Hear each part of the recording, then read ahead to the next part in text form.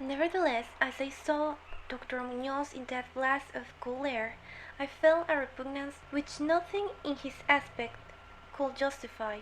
Only his lightly inclined complexion and coolness of touch could have afforded a physical basis for this feeling, and even these things should have been excusable, considering the man's known invalidism. It might, too, have been the singular cold that alienated me, for such chillness was abnormal on so hot a day, and the abnormal always excites aversion, distrust, and fear.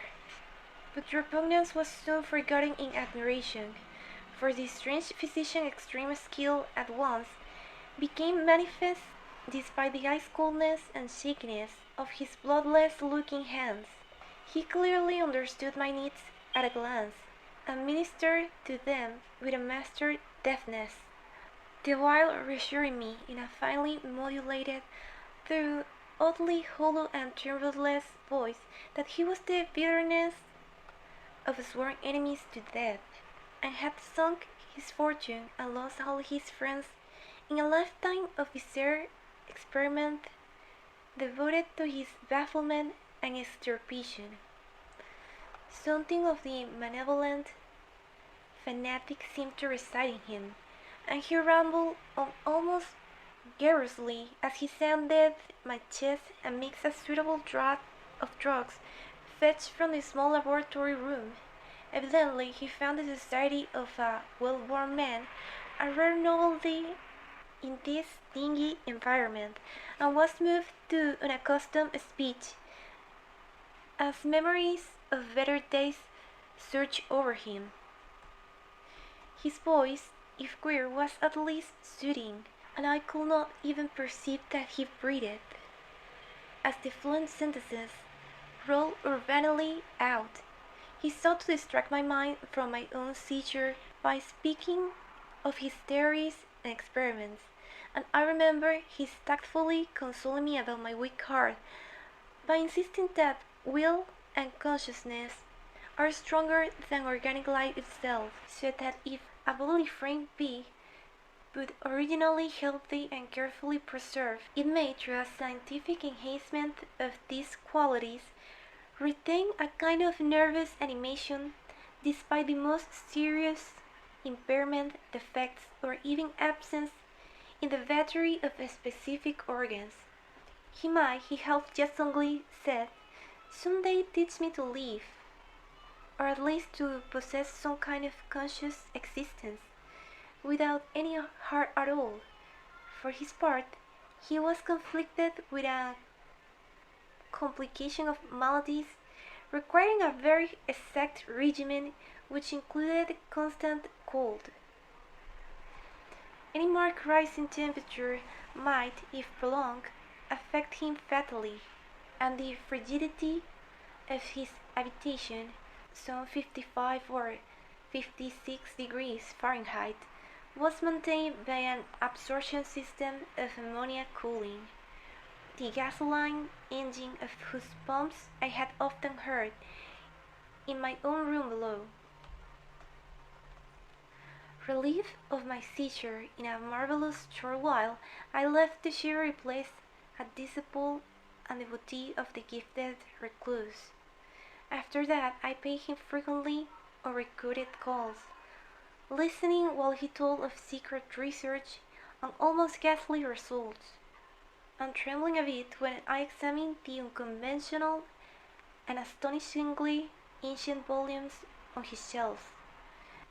I was eventually, I may add, almost cured of my disease for all time by his skilful ministrations.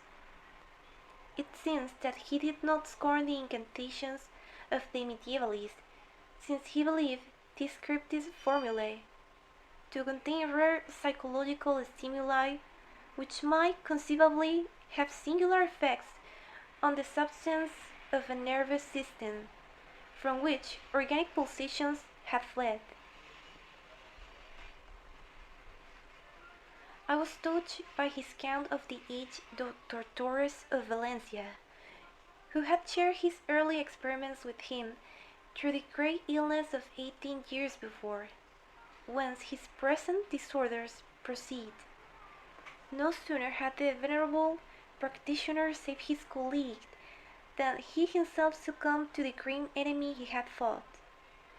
Perhaps the strain had been too great, for Dr. Muñoz made whisperingly clear, though not in detail, that the methods of healing had been most extraordinary, involving scenes and processes not welcomed by elderly and conservative gallants.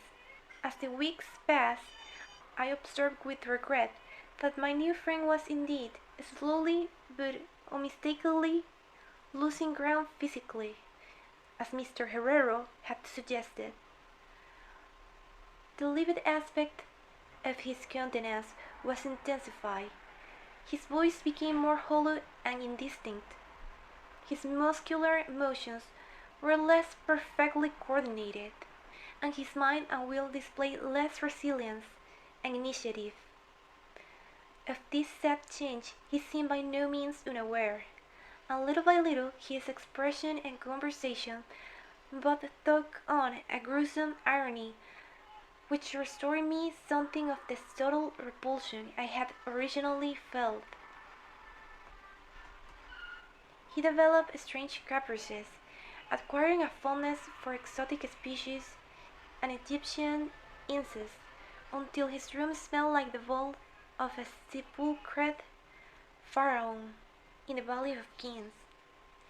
At the same time, his demands for cold air increased, and with my aid he amplified the ammonia piping of his room, and modified the pumps and fed off his refrigerating machine until he could keep the temperature as low as 34 or 40 degrees, and finally even 28. The bathroom and laboratory, of course, being less chilled, in order that water might not freeze, and that chemical processes might not be impeded. The tenant adjoining him complained of the icy air from around the connecting door, so I helped him fit heavy hangings to obviate the difficulty. A kind of growing horror of outre and morbid gas seemed to possess him.